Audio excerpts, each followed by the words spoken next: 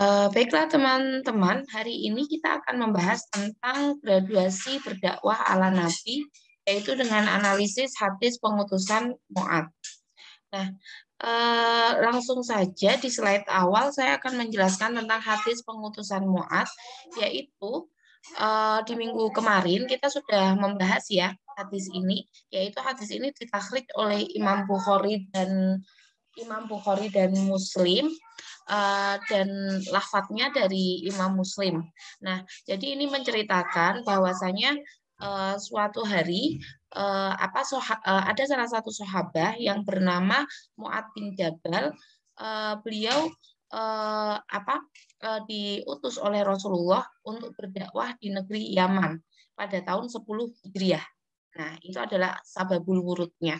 Nah, kemudian di mana kejadian itu terjadi 4 bulan sebelum Rasulullah wafat. Jadi Rasulullah wafat di tahun 10 Hijriah, kemudian 4 bulan sebelum wafat beliau mengutus salah satu sahabat yang bernama Mu'adz bin Jabal untuk berdakwah ke negeri Yaman. Nah, tetapi di dalam hadis ini jelas mengindikasikan bahwasanya Rasulullah dalam memerintahkan Mu'adz bin Jabal untuk bertugas ke Yaman itu, untuk berdakwah di Yaman itu tidak mengajarkan Islam secara sekaligus, melainkan berangsur-angsur. Jadi tanpa adanya paksaan. Nah, di sini ya, karena dakwah Islam di sini adalah dakwah akan nilai-nilai ilahiyah, berarti berarti prinsip untuk tidak ada paksaan itu tetap diaplikasikan. Ini adalah sababul wurud hadis. Nah, kemudian kita lanjut ke analisis hadis. Jadi di dalam hadis tersebut mengandung metode graduasi. Jadi jika ada pertanyaan, apakah Rasulullah menggunakan metode tadarruj? Tadarruj itu adalah graduasi, ya, yaitu bertahap. Ya, itu metode berdakwah secara bertahap. Ini sebenarnya merupakan metode dalam mengajarkan Al-Quran dalam membina masyarakat, yaitu baik dalam melenyapkan kepercayaan dan tradisi jahiliyah maupun yang lain. Jadi kalau kita runtut dari segi sejarahnya, Islam datang di negeri Arab, atau tepatnya di Makkah, itu sejak awal sudah mengaplikasikan metode graduasi. Contohnya beristri lebih dari satu itu adalah salah satu budaya orang Arab masa jahiliyah. Jadi satu orang itu bisa mempunyai istri 10, bisa mempunyai istri 15, seperti itu. Dan ketika Islam datang, maka serta-merta Islam membatasi, tidak menghilangkan sama sekali, tetapi Islam membatasi budaya tersebut. Dengan apa? Dengan boleh menikahi perempuan maksimal 4. Ya, jadi tidak sampai 10 ataupun 15. Jadi Al-Qur'an itu menanamkan metode graduasi atau bertahap itu akhirnya hanya 4 saja. Walaupun pada prakteknya sekarang juga masih debatable bahwasanya sebenarnya prinsip pernikahan dalam Islam itu adalah monogami. Jadi hanya satu saja, tapi itu adalah pembahasan yang lain. Jadi yang ingin ditegaskan dalam pembahasan ini adalah sebenarnya metode yang diterapkan oleh dakwah Islamiyah dari awal datang itu adalah metode tadarruj. Nah, termasuk dalam menanamkan akidah. Al-Quran juga memakai metode graduasi. Jadi kalau misalkan kita mempelajari akidah, berarti nggak bisa nih kalau misalkan kita aplikasikan kepada satu orang, kemudian orang tersebut ketika mempelajari akidah itu harus sesempurna mungkin. Ketika awal mempelajari itu harus sudah sesempurna mungkin. Itu nggak bisa, karena itu adalah proses. Jadi metode graduasi itu sebenarnya dilakukan nanti bukan semata-mata karena Al-Quran saja, melainkan itu juga merupakan kebijakan Nabi dalam berdakwah. Misalkan contohnya ketika Nabi mengajarkan Al-Quran kepada para sahabat, itu Nabi mengajarkan itu 10 ayat, 10 ayat, dan tidak akan pindah sebelum sahabat itu mampu menghafal, kemudian memahami dan mengamalkan. Baru ketika step ini sudah dilakukan, maka kemudian baru akhirnya bisa pindah ke ayat yang lain. Jadi sistemnya bertahap. Kemudian materi dakwah dan pengajaran pokok yang pertama disampaikan itu adalah mengenai tauhid. Jadi materi dakwah yang paling penting itu adalah pengajaran tauhid di dalam hadis ini.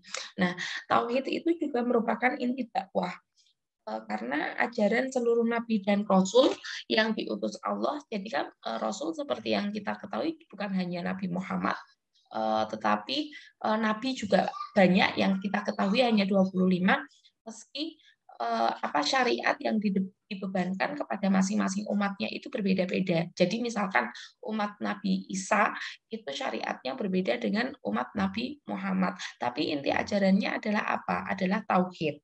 Jadi tauhid ini adalah salah satu materi inti dalam dakwah Islamiyah, seperti itu. Nah, jadi kalau kita tanyakan tauhid itu sebenarnya apa? Tauhid itu adalah ilmu mengesahkan Tuhan, yaitu Tuhan itu meyakini bahwasanya Tuhan itu adalah satu dari segi rububiyahnya, kemudian bagaimana kita beribadah, kemudian kita mengimani sifat-sifatnya, kemudian kita mengimani apa yang datang daripadanya. Itulah jadi mengesahkan itu tidak semata-mata kita hanya percaya Tuhan itu satu, tetapi juga kita mengamalkan ibadah, kemudian kita mengimani sifat-sifatnya, kita mengimani segala sesuatu yang berhubungan dengan Tuhan. Itu yang dinamakan dengan tauhid. Nah, maka dari itu di dalam hadis tersebut dikatakan bahwasanya setelah Mu'adz bin Jabal datang ke Yaman nantinya, itu akan ada serombongan ahli kitab yang datang kepada Mu'adz bin Jabal. Nah, berarti kalau ahli kitab otomatis misi dakwahnya itu adalah dakwah tentang tauhid ini. Tapi yang perlu digarisbawahi adalah ini adalah tanpa paksaan. Karena apa? Dakwah tentang ketauhidan itu adalah berhubungan dengan nilai-nilai ilahiyah. Itu nggak bisa dipaksa. Jadi ketika mereka datang berarti otomatis mereka meminta untuk didakwahi. Maka itu adalah sesuai dengan kode etik berdakwah. Jadi ketika diminta baru kemudian disampaikan seperti itu. Nah, tetapi juga Rasulullah menggarisbawahi di sini selain tanpa paksaan, Rasulullah menggarisbawahi di sini bahwasanya tunggu dulu sampai mereka mengerti betul tentang apa itu Islam. Jadi tunggu dulu sampai mereka betul-betul beriman. Nah, ketika dakwah itu kan nggak bisa nih kalau seumpamanya sekali langsung goal, itu kan jarang ya. Nah, maka dari itu harus berkali-kali, meyakinkan itu harus berkali-kali sampai akhirnya mereka beriman, yaitu dengan dibuktikan mereka mengucapkan 2 kalimat syahadat. Seperti itu. Di dalam hadis itu menceritakan seperti itu. Nah, ketika mereka sudah mengucapkan 2 kalimat syahadat, ya, kemudian apakah kemudian Nabi itu langsung menuntut bahwa mereka harus sholat 5 waktu secara sempurna, harus puasa secara sempurna, harus menunaikan zakat secara sempurna? Apakah Nabi menuntut itu? Tidak. Jadi konsekuensi syahadat itu adalah konsekuensi syahadat itu adalah disertai pembelajaran seperti itu. Jadi kan syahadat kemudian itu mengandung kewajiban sholat 5 waktu sehari semalam, kemudian kesadaran menunaikan ibadah. Nah, tetapi itu kita nggak bisa menuntut itu dilakukan secara sempurna seperti itu loh. Jadi itu harus dengan belajar seperti itu, by studying. Nah, berikutnya setelah syahadat kemudian mereka mempelajari 5 waktu. Sholat 5 waktu itu prosesnya itu tidak kemudian langsung langsung mereka bisa langsung mereka bisa mengaplikasikan itu. Tetapi tunggu dulu nih sampai mereka itu bisa konsekuen dengan kewajiban mereka, yaitu sholat 5 waktu. Nah, baru kemudian di dalam hadis itu tahap berikutnya ketika mereka itu sudah benar-benar sempurna sholatnya, baru kemudian diberitahukan kepada mereka bahwasanya ada kewajiban satu lagi, yaitu kewajiban membayar zakat, di mana hal itu merupakan bentuk dari rasa tanggung jawab sosial dan menjadi bukti bahwa mereka itu mengakui kebenaran Islam, karena kebenaran Islam itu dibuktikan ketika seorang Muslim melakukan atau mengamalkan rukun Islam. Nah, maka dari itu zakat itu, kewajiban berzakat itu dimulai sejak tahun kedua Hijriah. Nah, ini kan berarti kan sudah tahun 10 Hijriah nih. Ketika Mu'adh diutus ke Yaman, berarti 8 tahun yang lalu. Jadi banyak ayat-ayat Al-Quran yang memang menyebutkan zakat itu berpasangan dengan sholat. Jadi ketika kita sholat, setelah itu harus disertai dengan zakat. Maka dari itu Nabi menekankan pada hadis ini bahwasanya ketika kamu sudah sholat secara sempurna, berarti disempurnakan lagi dengan menunaikan zakat. Nah, berarti dari hadis ini kita bisa mengambil kesimpulan bahwasanya sebenarnya anjuran dari Nabi atau perintah dari Nabi itu adalah merupakan metode dakwah tadarruj atau bertahap. Jadi Nabi dalam menjalankan misi dakwahnya melalui Mu'adh di negeri Yaman itu tidak serta-merta langsung menuntut seseorang itu untuk menjadi seorang Islam yang kafah, tetapi dengan proses seperti itu. Nah, kemudian yang selanjutnya dalam perspektif historis. Jadi apakah Nabi itu juga melakukan dakwah secara sembunyi-sembunyi? Apakah Nabi itu juga melakukan dakwah secara tadarruj? Iya, Nabi melakukan dakwah tersebut yaitu dengan di Mekah, yaitu dengan cara sembunyi-sembunyi sampai nantinya dengan dakwah terang-terangan. Nah, jadi awalnya itu sembunyi-sembunyi dulu, kemudian setelah itu Rasulullah berdakwah secara terang-terangan. Nah, jadi Rasulullah itu diutus menjadi seorang rasul agar melaksanakan dakwahnya kepada orang Quraisy. Jadi tujuannya itu adalah suku Quraisy. Maka beliau memulai pendakwahannya tentang ajaran baru, yaitu Islam. Jadi beliau datang kepada suku Quraisy dan beliau mulai mendakwahkan tentang dakwah Islamiyah. Nah, pertama-tama ketika datang ke suku Quraisy itu, apakah kemudian beliau berdakwah secara terang-terangan? Tidak. Beliau berdakwah secara sembunyi-sembunyi dulu nih. Nah, dilakukan Rasulullah di seputar keluarganya. Jadi dimulai dari keluarganya dulu, kemudian orang-orang yang tertindas atau lemah dan membutuhkan pertolongan. Jadi beliau memulai dakwahnya itu pada orang terdekatnya dulu dan orang yang betul-betul membutuhkan. Seperti itu. Nah, jadi harapannya apa? Dengan orang terdekat kita lebih leluasa untuk menyampaikan apa yang kita dakwahkan. Maka dari itu seseorang yang ingin berdakwah itu dimulai dulu dari kerabatnya dulu, dari orang sekitarnya dulu. Karena apa? Karena orang-orang yang didakwahi itu cenderung lebih mudah untuk menerima apa yang kita sampaikan, seperti itu.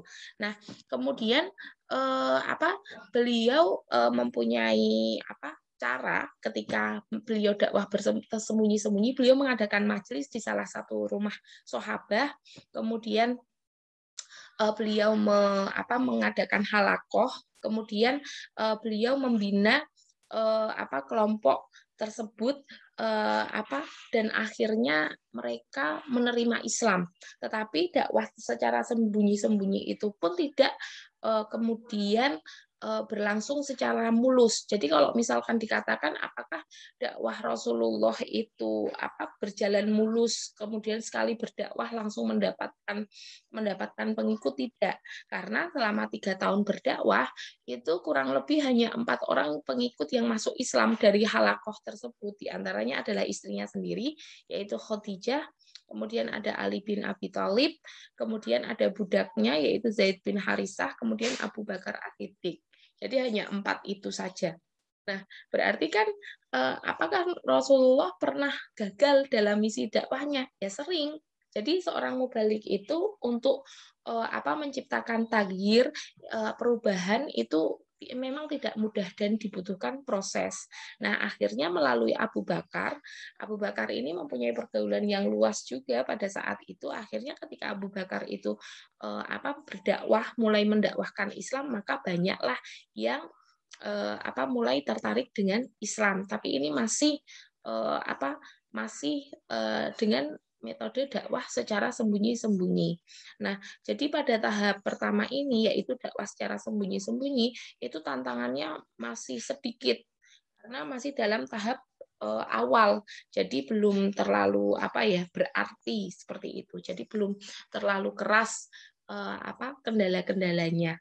Nah, kemudian setelah 3 tahun berlalu, kemudian dari melakukan dakwah secara sembunyi-sembunyi, Rasulullah mulai menyebarkan dakwahnya secara terang-terangan. Jadi Rasulullah membuat jamuan makan malam secara sederhana untuk kaum Bani Hashim. Jadi keluarga besarnya sendiri tadi itu kan Rasulullah berdakwah itu kan dari keluarga intinya dulu ya, keluarga terdekat. Nah, tetapi kemudian beliau mulai dakwah terang-terangan dengan mengadakan jamuan makan malam dengan keluarga besar beliau, yaitu dari Bani Hashim. Nah, dalam acara tersebut, Rasulullah mengajak kabilah Bani Hashim untuk mengikuti langkah atau ajaran Islam. Seperti itu. Jadi, apakah kemudian mereka dengan serta-merta menerima dakwah tersebut? Tidak, mereka bahkan menolaknya.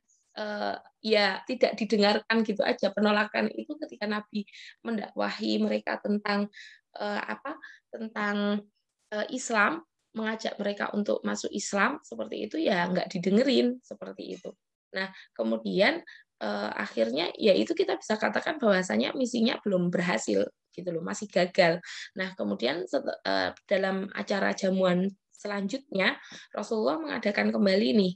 Kemudian kali ini ketika Rasulullah berdakwah, para tamu itu mulai interest, jadi mendengarkan perkataan Rasulullah. Namun responnya itu nggak ada yang positif, responnya bahkan negatif semua. Jadi satu persatu itu mereka meninggalkan tempat tanpa memberikan feedback apa-apa seperti itu. Ya bisa dikatakan ini belum berhasil dakwah kali ini. Nah, kemudian ketika Rasulullah mengadakan pidato terbuka di Bukit Sofa, tadi itu kan dengan terang-terangannya itu kan dengan mengadakan jamuan. Nah, kemudian langkah selanjutnya Rasulullah mengadakan pidato terbuka di Bukit Sofa. Jadi pidato tersebut berisi perihal kerasulannya. Jadi Rasulullah memanggil seluruh penduduk Mekah dan mengabarkan kepada mereka bahwa dirinya diutus untuk mengajak mereka meninggalkan kepercayaan paganisme, yaitu penyembahan terhadap berhala. Nah, otomatis karena kepercayaan tersebut sudah turun-temurun dari nenek moyang mereka, akhirnya ada perlawanan dari pembesar suku Quraisy seperti Abu Sofyan, Abu Lahab, Umayyah, kemudian Utbah bin Rabi'ah. Itu mereka menyerang Rasulullah tidak hanya secara verbal saja, tetapi juga secara fisik. Jadi para penentang tersebut mulai melancarkan aksi permusuhan itu kepada Rasulullah dan juga para sahabat. Jadi jelas di sini bahwasanya Rasulullah itu pun tidak kemudian tidak kemudian berdakwah langsung secara terang-terangan, tetapi beliau memulai dakwahnya secara sembunyi-sembunyi terlebih dahulu.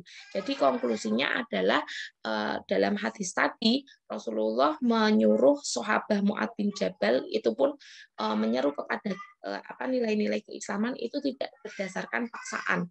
Begitu juga ketika beliau menyeru orang-orang Makkah, jadi tidak berdasarkan paksaan. Jadi ketika mereka menolak, Rasulullah mencoba lagi. Kemudian ketika mereka menolak, Rasulullah mencoba lagi untuk memperkenalkan apa itu dakwah Islamiyah. Jadi kita bisa menggarisbawahi bahwasanya jadi